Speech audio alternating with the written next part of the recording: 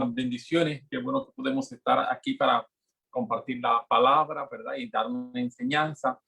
Originalmente Efraín iba a estar hoy, pero decidimos que por causa de que él estaba en tratamiento, iba a estar en tratamiento de quimo hoy, pues entonces decidimos switchar. Yo de la clase hoy y él entonces de la clase la próxima semana. Así va a ser mejor para él poder el proceso de preparación y poder estar, etcétera, etcétera. Así que dame un segundito en lo que subimos la clase para poder comenzar con ella. No te vayas por aquí. Ya estamos. En la última clase nosotros estuvimos hablando acerca del tema del quebrantamiento y estuvimos viendo el quebrantamiento desde la perspectiva bíblica y nosotros definimos quebrantamiento de la siguiente manera. Definimos quebrantamiento como el momento en que intencionalmente decidimos rendir nuestra voluntad a la voluntad de Dios. Y así es como definimos quebrantamiento desde la perspectiva bíblica de cuando la Biblia está en toda la enseñanza de la Biblia, de que Dios va a quebrantarnos si el grano de trigo no cae en la tierra y muere, no puede dar mucho fruto, etcétera, etcétera, etcétera. Y lo definimos de esta manera. Quebrantamiento, nosotros somos quebrantados desde el momento en que intencionalmente, mientras no sea intencionalmente, aún no estamos quebrantados. Cuando es intencionalmente, es un proceso de quebranto, es un proceso de evidencia de que estamos siendo quebrantados. Ese momento en que intencionalmente decidimos rendir nuestra voluntad a la voluntad de Dios, la famosa oración de Jesús en Getsemaní, no se haga mi voluntad, sino tu voluntad. Eso es una evidencia de quebrantamiento. Y algunos de los principios que mencionamos la semana pasada referente a este tema de quebrantamiento es que, número uno, vimos cosas que Dios no hace en el quebrantamiento. Y por lo menos dos cosas que Dios no hace en un proceso de quebrantamiento. Cuando Dios está trabajando contigo, cuando Dios está trabajando conmigo, está en ese proceso de quebrantamiento, hay dos cosas que no podemos adjudicarle a Dios. Número uno, Dios aborrece el pecado, por lo cual nunca podemos decir que pecamos porque Dios nos está quebrantando. Yo he escuchado testimonios de personas que dicen, y yo pequé, pero Dios tiene una voluntad en que yo me fuera a pecar. Eso es incorrecto. No hay manera de probar bíblicamente que eso es correcto, todo lo contrario.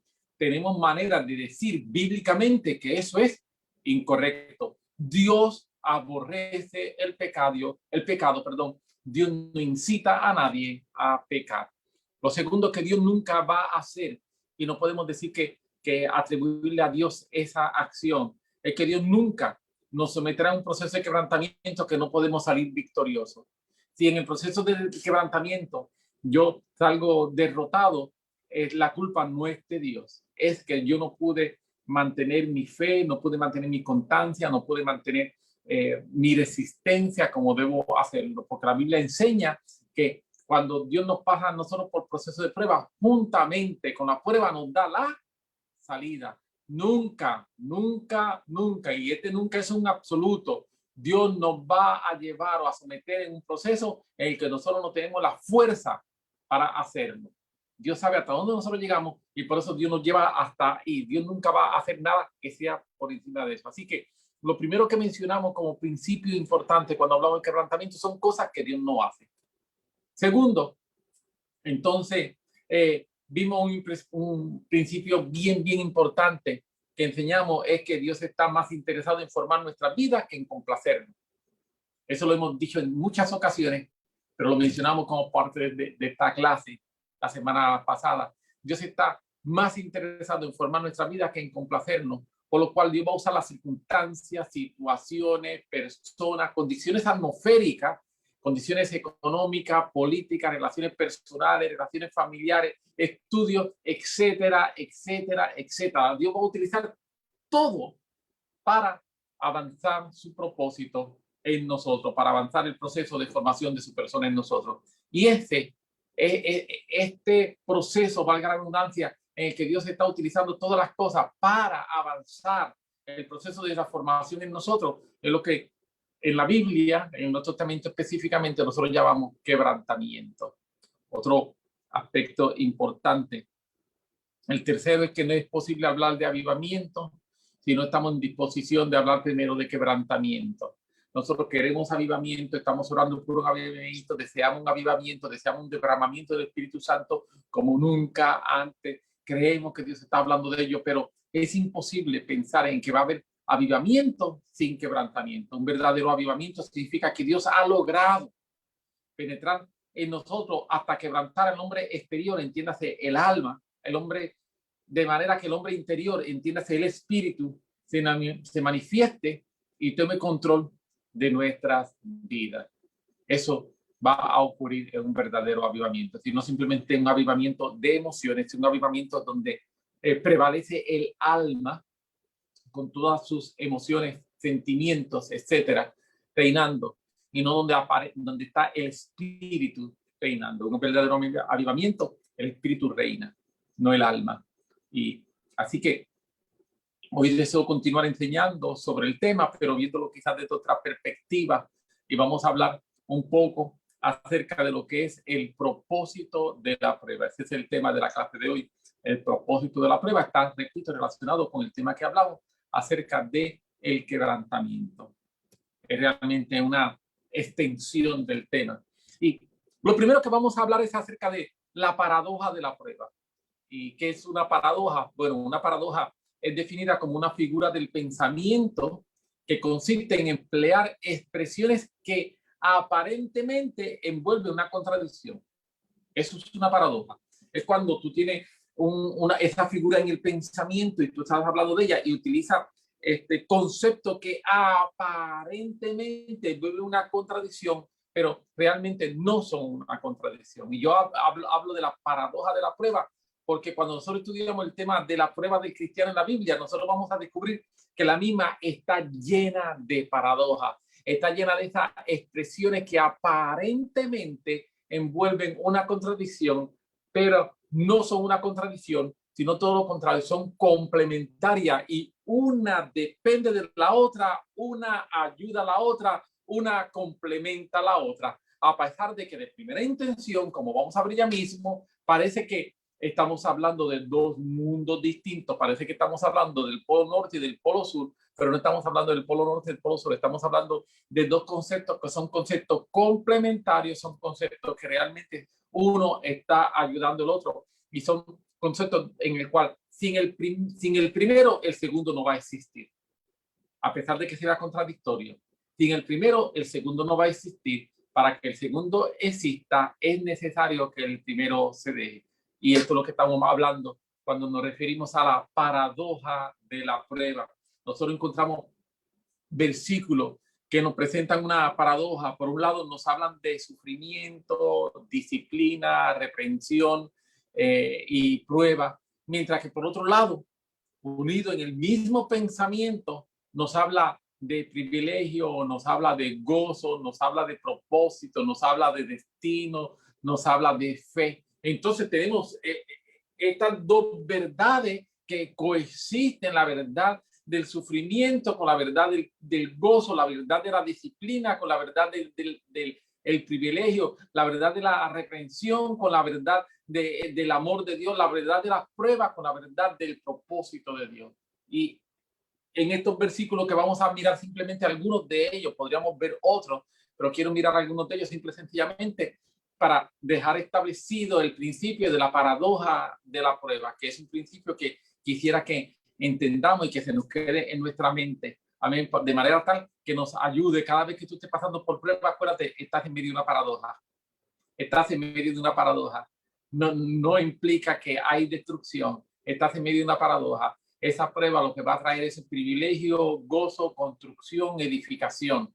Si nosotros logramos aprender los secretos y los principios que tienen que ver acerca de lo que es la prueba. Amén.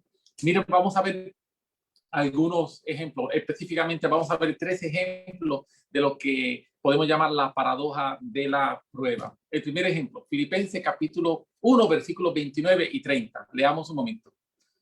Porque a ustedes se les ha concedido, esa palabra concedido es sumamente importante, se les ha concedido por amor de Cristo, no solo creer en Él, sino también sufrir por Él, teniendo el mismo conflicto que vieron en mí y que ahora oyen que está en mí. Mencioné esa palabra concedido es sumamente importante. La palabra griega que se utiliza y se traduce en este versículo, en el versículo 29, se traduce por concedido, es la palabra charizomai. Y esta palabra es un derivado de la palabra charis. La palabra charis es una palabra importantísima en nuestro vocabulario. Dicho sea de paso, Pastor Efraín ha estado predicando como en unas 4 ocasiones, las últimas 4 veces que él ha estado predicando acerca de charis. Pastor Efraín ha estado predicando acerca de gracia, los beneficios de la gracia, la importancia de la gracia, el significado de la gracia, los efectos de la gracia, cómo la gracia nos capacita, cómo la gracia nos liberta, cómo la gracia hace cosas tan extraordinarias. Pues charis, esa palabra que significa gracia, es la raíz de la palabra charizomai, y que es la palabra que traducida en este versículo por concedido. Esta palabra charizomai significa literalmente conceder como favor. Conceder como favor. Y me gusta, mientras estaba estudiando, cómo lo traduce la Biblia Amplificada 2015. Y la Biblia Amplificada 2015, lo he mencionado en el pasado, perdóname que repito, pero parte del propósito de esta sección es enseñar. La Biblia Amplificada es una versión, está en inglés, hay varias de ellas, la que yo estoy utilizando, la última versión de ella, que es 2015, también está la Biblia Amplificada Contemporánea, que es una versión 2000 más o menos, la última revisión, si mi mente no falla. Pero estamos hablando de 2015, es una Biblia donde van a los originales, y como una de las cosas que ocurre es que muchas veces una palabra no tiene una traducción exacta al inglés, en este caso, pues entonces ellos amplían un poco la palabra utilizando corchete, utilizando distintas maneras que al lector se le hace fácil saber que es algo que está ampliando. Y entonces yo, en la Biblia que estoy, ya leí toda la Biblia en ella, en Biblia Amplificada, dicho sea de paso, y ya comencé nuevamente a darle la segunda lectura a la Biblia utilizando la versión de Biblia Amplificada, y ha sido un proceso bien interesante para mí. Y cuando estoy estudiando entonces este versículo, voy a ver cómo lo dice Biblia Amplificada. Y esta es una traducción mía del inglés al español. Porque entonces diría la siguiente forma, el versículo: porque a ustedes se le ha concedido por amor de Cristo, diría, porque se te ha concedido el privilegio. Ello como concedido no expresa toda la riqueza de la palabra charizomai. En el original, ellos añadieron el privilegio, porque se os ha concedido el privilegio por amor de Cristo, no solo de creer y confiar en Él con seguridad, sino también de sufrir por Él. Entonces, nosotros vemos que esta expresión de que se me ha concedido es un privilegio. O sea, a ti se te ha dado el privilegio no solamente de creer en Cristo, sino también de sufrir por Él. O sea, que sufrir, de acuerdo a lo que el apóstol Pablo nos está diciendo en Filipenses capítulo 1, versículos 29 y 30, sufrir por Cristo es un privilegio. Dice, ¿qué? ¿Que sufrir es un privilegio? No sé. Yo cuando pienso en sufrimiento pienso en muchas cosas, pero lo menos que me llega a mi mente finita, humana, carnal, a Edwin, lo menos que me llega es que sufrir es un privilegio. Pero sí, el apóstol Pablo dice que a mí se me ha dado el privilegio, se le concedió el privilegio no solamente de creer en Jesús, sino de padecer por Jesús. Eso es un ejemplo, como mencioné, acerca de lo que es la paradoja de la prueba. Yo tengo privilegio de creer y tengo privilegio de sufrir. Y me puede parecer en un momento determinado que son dos cosas distintas, pero no son cosas distintas. El apóstol Pablo está hablando acerca de la misma temática. Vamos a ver otro ejemplo. Hebreos capítulo 12, aquí el escritor de Hebreos nos dice, y habéis ya olvidado la exhortación que como a hijos se os dirige diciendo, hijo mío, no menospreciéis la disciplina del Señor, ni desmaye cuando eres reprendido por él. Hebreos 12, 5. La expresión no menospreciar significa literalmente tener en poca estima. Y el apóstol, el escritor, más bien, está utilizando una figura donde se está diciendo algo en negativo para enfatizar lo positivo. En otras palabras, el escritor de manera enfática, porque esta figura se utiliza para enfatizar. Es una figura del lenguaje hebreo que se utiliza para enfatizar. Por esto, el escritor de manera enfática está exhortando a los hermanos entonces a que estimemos en lo que vale la disciplina. Ese es el propósito. Si lo fuéramos a decir entonces, quitando la figura hebraica y poniéndolo en español como nosotros lo diríamos normalmente, diría, y habéis ya olvidado la exhortación que como a hijos se os dirige diciendo, hijos míos, aprende a valorar la disciplina del Señor. Repito, si lo fuéramos a decir, no como se escribía hace 2000 años atrás en el idioma hebreo, utilizando esta figura donde se habla en el negativo para enfatizar el positivo, y lo hacemos como lo diríamos hispanoparlante, siglo XXI. Hijo mío, aprecia la disciplina del Señor. No desmayes cuando eres reprendido por él.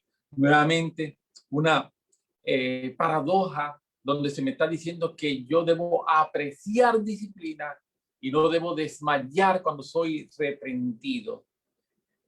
Normalmente nosotros no apreciamos disciplina. Disciplina normalmente nosotros lo vemos como algo punitivo, lo vemos como algo dañino, nos vamos como algo que nos está golpeando y eso es lo menos que nosotros queremos. Lo más que nosotros vamos por naturaleza, a evitar disciplina, pero aquí el escritor nos está diciendo que es algo que debemos apreciar. Vamos a ver otro ejemplo.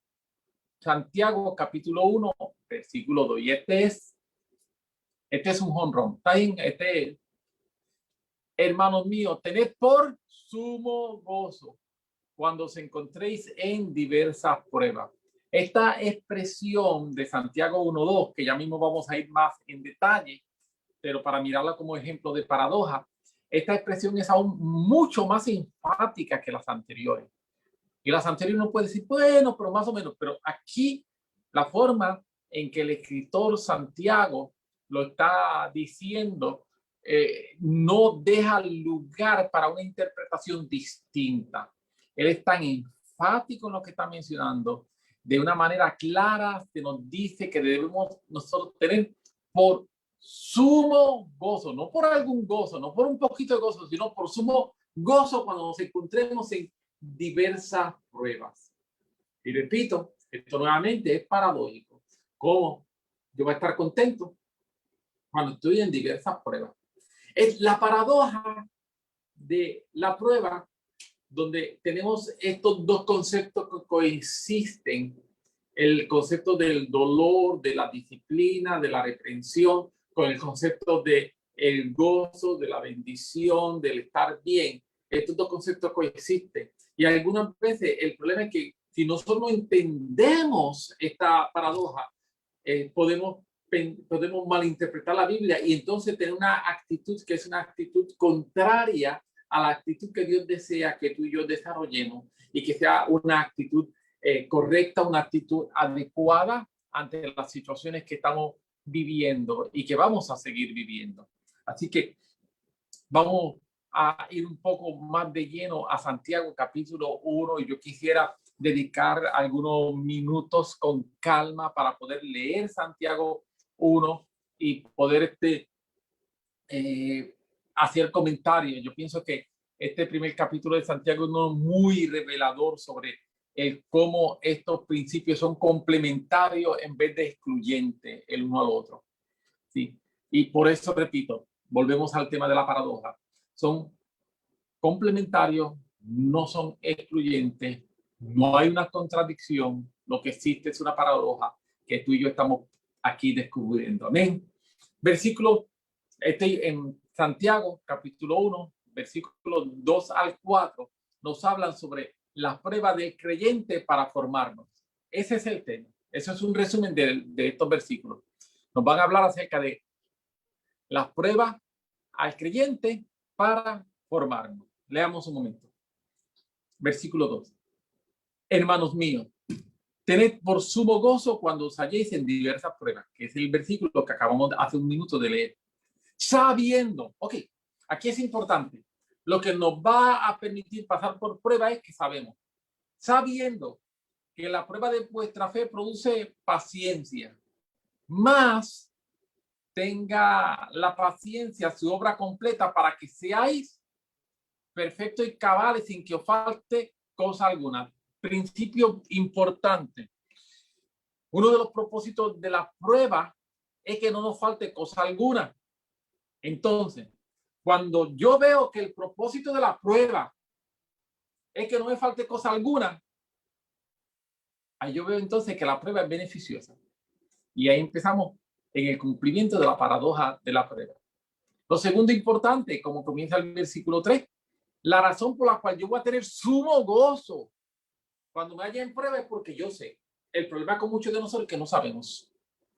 Y como no sabemos, no nos da gozo, sino nos amargamos, nos llenamos de malas actitudes, nos llenamos de falta de fe e incredulidad. Y la razón es que no hemos aprendido. Cuando nosotros aprendemos, cuando nosotros sabemos que la prueba produce paciencia y que la paciencia me va a hacer perfecto y cabal y que entonces no va a hacer falta nada. Digo, espérate, entonces sí necesito la prueba, porque yo quiero ese final. Pero volvemos, lo hemos dicho en tantas ocasiones en estos últimos meses y es necesario repetirlo. Esto es un proceso. Es el proceso en el cual yo entro, soy probado en medio de la prueba. Esta prueba me produce paciencia y esa paciencia va a tener una obra completa, me hace perfecto, me hace cabal y cuando yo estoy así, no me falta cosa alguna. Sé que esto parece totalmente ilógico y por eso, porque parece totalmente ilógico y puede parecer que hay una contradicción, por eso es que es una paradoja, no es una contradicción. Sigamos leyendo un momento Santiago. Amén. Versículos 5 al 11, vamos a leer ahora. Los versículos 5 al 11 nos van a hablar acerca de la necesidad de la sabiduría. Y aquí vamos a encontrar algo bien interesante, bien interesante. Dice, versículos 5 al 11, versículo 5. Y si alguno de vosotros tiene falta de sabiduría, ¿qué va a hacer? Pídala a Dios, el cual da a todos abundantemente y sin reproche, y le será dada. Si yo tengo falta de sabiduría, ¿cuál es lo que yo voy a hacer? Pedir a Dios. Porque muchas veces yo me encuentro con hermanos que dicen, es que yo no sé mucho, pero ¿estás orando por eso? La Biblia dice, estamos falta de sabiduría, pídela y la vamos a recibir. Pero pida con fe, no dudando nada, porque el que duda es semejante a la onda del mar, que es arrastrada por el viento y echada de una parte a otra. Me dice, vamos a pedir, pero entonces me dice, pide con fe. No pienses, pues, quien tal haga que recibirá cosa alguna del Señor. El hombre de doble ánimo es inconstante en todos sus caminos. El hermano que es de humilde condición, gloríese en su exaltación, pero el que es rico en su humillación, porque él, entiéndase Dios, pesará como la flor de la hierba. Porque, perdóname, leí mal ahí, porque él, el hermano, pasará como la flor de la hierba. Porque cuando sale el sol con calor abrasador, la hierba se seca, su flor cae y perece su hermosa apariencia. Así también se marchitará el rico en todas sus empresas. Vamos a hacer algunos comentarios. Perdón, fui para atrás en vez de para adelante. Ok, cuando estamos leyendo este capítulo, podría parecer que estos versículos están fuera de lugar. Dice, como, espérate, el apóstol Santiago viene hablando acerca de la prueba, viene hablando acerca de que conocemos el beneficio de la prueba, y de momento me está hablando aquí de algo que, ¿de dónde? ¿Cómo él ya llegó aquí? ¿Cómo él cayó aquí? Pero no es casualidad que este principio se encuentre ubicado aquí. Lo que ocurre es que para entender cómo podemos gozar ¿Cómo nos podemos gozar cuando nos encontramos en diversas pruebas? Necesitamos sabiduría del cielo. Por eso es el sabemos. Lo voy a repetir. Santiago comienza diciendo, hermano, gocémonos cuando estemos en distintas pruebas, porque sabemos. Y dije ahorita, ¿qué pasa? Algunas veces nosotros no sabemos. Y entonces el apóstol Santiago sigue diciendo, si no sabes, ora para saber. Me estoy explicando. Si no sabes, si no tienes la sabiduría necesaria para gozarte en la prueba, tú tienes que orar entonces para recibir esa sabiduría. Porque cuando yo oro y recibo la sabiduría, cuando yo estoy en prueba, Señor, sácame de aquí. Algunas veces, Señor, dame sabiduría para poder entender que debo gozarme en la prueba. La única forma que nosotros nos vamos a gozar en medio de las dificultades, en medio de las situaciones adversas, es cuando recibimos sabiduría del cielo. Si no recibimos sabiduría del cielo, no sabemos. Y como no sabemos, no nos gozamos. Pero cuando recibimos sabiduría del cielo, comenzamos a saber. Y en la medida en que yo comienzo a saber, en esta misma medida, yo comienzo a gozarme. De lo contrario, terminamos quejándonos porque no entendemos el plan de Dios y el propósito que Dios tiene con cada uno de nosotros. Y como no entiendo su plan, como no entiendo su propósito, termino simplemente, sencillamente quejándome, llenándome de amargura, echando a un lado lo que es el propósito de Dios. Y por eso es que entonces permíteme ir un momentito atrás nuevamente. Versículo 8. El hombre de doble ánimo es inconstante en todos sus caminos. ¿Quién es el hombre de doble ánimo? El que no tiene la sabiduría del cielo. De momento dice, sí, Señor, te creo, pero no. ¿Por qué? Porque no sabemos. No sabemos. Pero cuando nosotros sabemos, una de las cosas que desaparece de nosotros es el doble ánimo. La sabiduría celestial, una de las cosas que va a quitar es el doble ánimo. Para entender estos procesos, es un requisito recibir sabiduría. Así que pienso yo, me da la impresión de que muchas veces nosotros debemos orar por sabiduría. Sabiduría no para poder contestar grandes preguntas. Sabiduría no para poder enseñar a otros. Sabiduría no para poder entender cómo el cielo existe y entender todo lo que tiene que ver con la gran tribulación.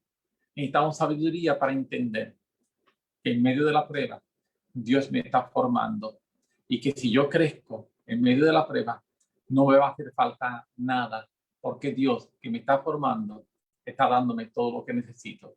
Pero para eso yo necesito una gran dosis de esa sabiduría celestial.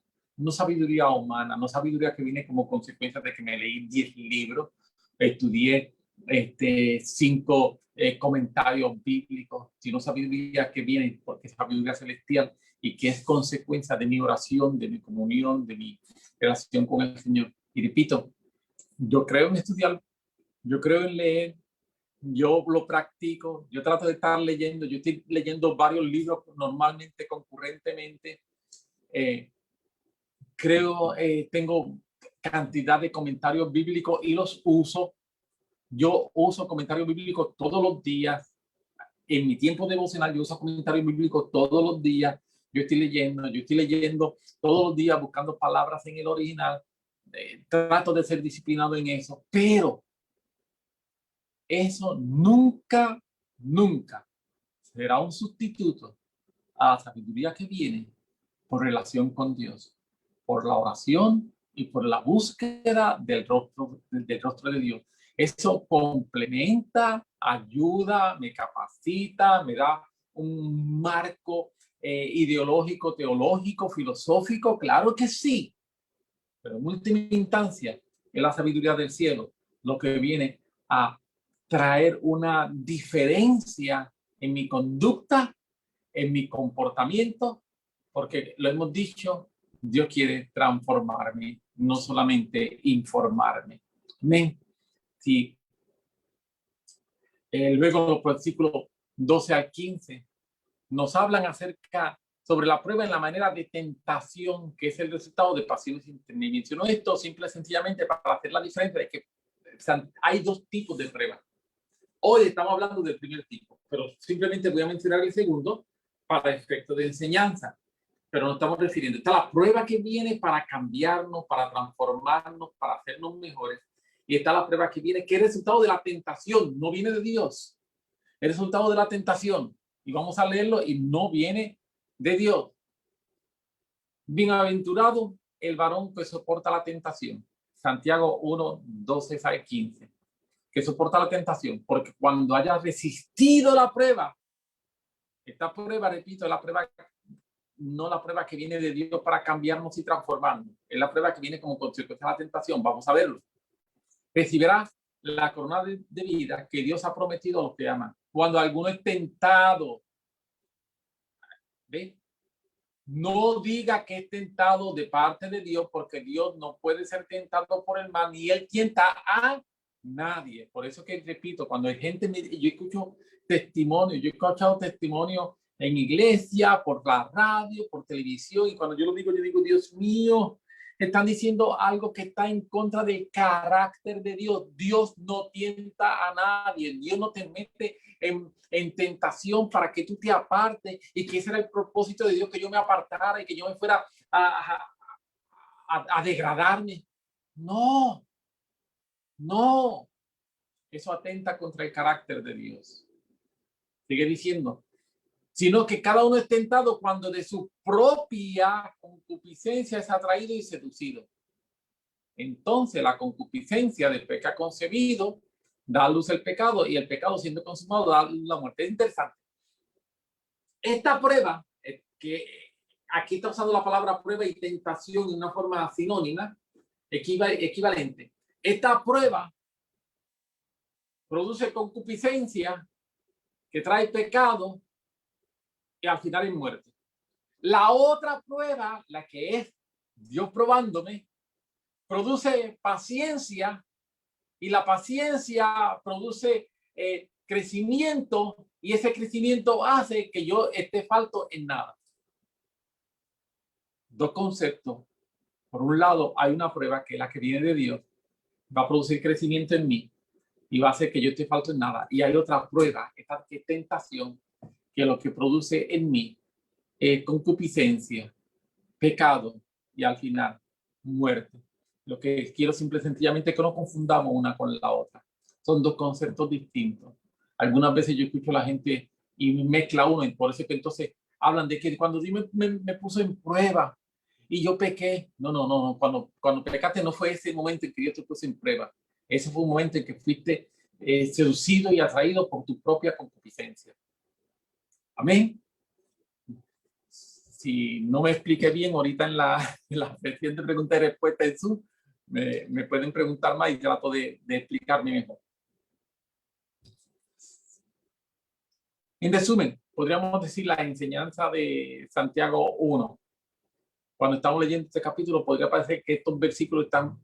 Perdón, me fui de nuevo para atrás, perdónenme. Ok.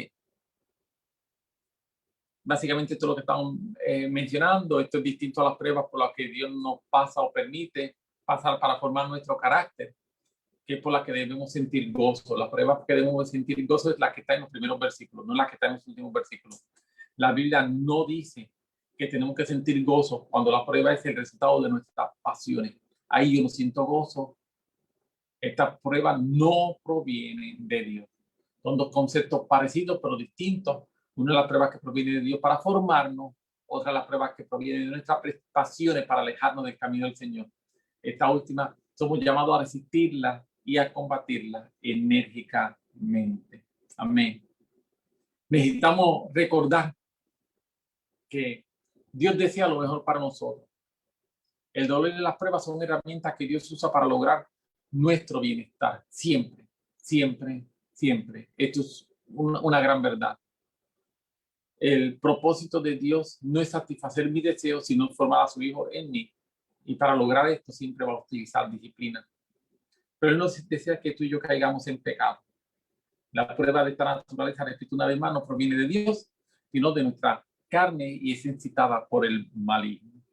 Básicamente eso sería un pequeño estudio de Santiago 1, mirándolo desde la perspectiva del tema de la prueba de las dos formas en que el apóstol Santiago usa la expresión prueba en su primer capítulo.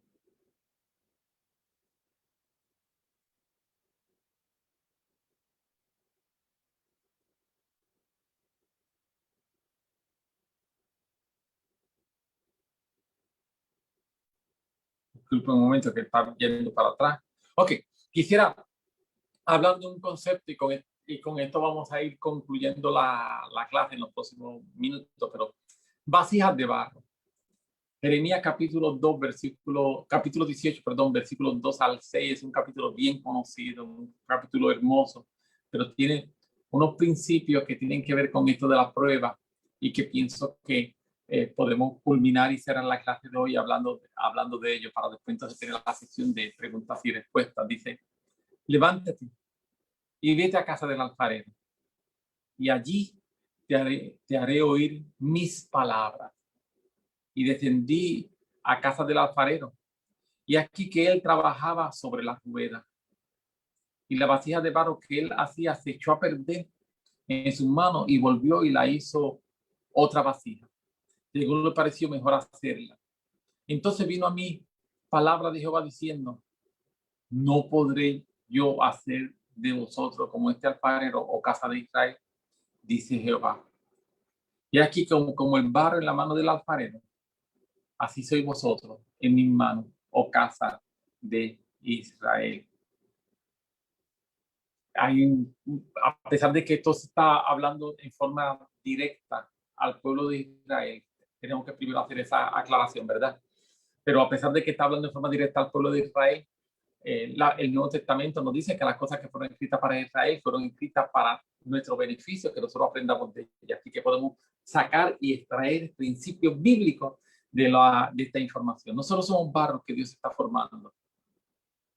Y Dios va a utilizar distintas herramientas para lograrlo. Cuando nosotros confrontamos dificultades, no pensemos inmediatamente que es el maligno. Podría ser. Simplemente abre tu mente para pensar, para considerar que podría ser que Dios está utilizando eso que nos molesta para formarnos. Podría ser que en eso que está ocurriendo hay una enseñanza, una voz de Dios para nosotros. Y que mientras estemos enfocados en salir del aprieto, no vamos a entender lo que Dios nos está diciendo. Intentamos en muchos momentos detenernos un momento para decir, Señor, ¿qué tú quieres hablarme?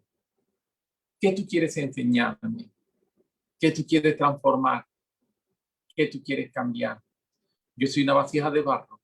¿Qué forma tú me quieres dar? Jeremías nos dice que el alfarero hizo la vasija y mire, me encanta lo que dice Jeremías, según le pareció mejor hacer. En otras palabras, lo hizo según su voluntad. Lo hizo según su beneplácito, es una palabra que utiliza en el Nuevo Testamento, y es que según le plació, según él, en sus emociones divinas, él quiso hacerlo. Y nosotros somos ese barro y estamos en las manos del Señor. Y Dios va a utilizar pruebas, Dios va a utilizar momentos, Dios va a utilizar distintas situaciones para formar tu vida, para formar mi vida.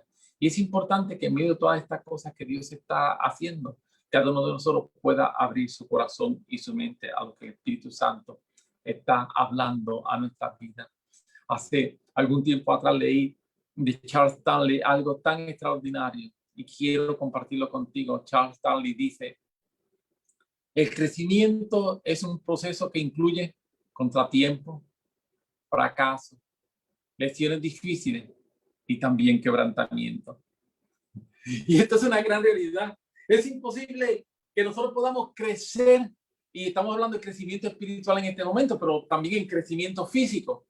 Pero es imposible que nosotros podamos crecer sin que haya contratiempos, sin que haya fracasos, sin que haya lesiones difíciles y sin que haya quebrantamiento.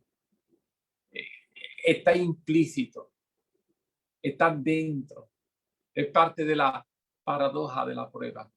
que en medio de este crecimiento es un proceso que vamos a pasar por contratiempos, fracasos, lesiones difíciles, quebrantamientos, momentos que no deseamos pasar, pero que necesitamos pasar.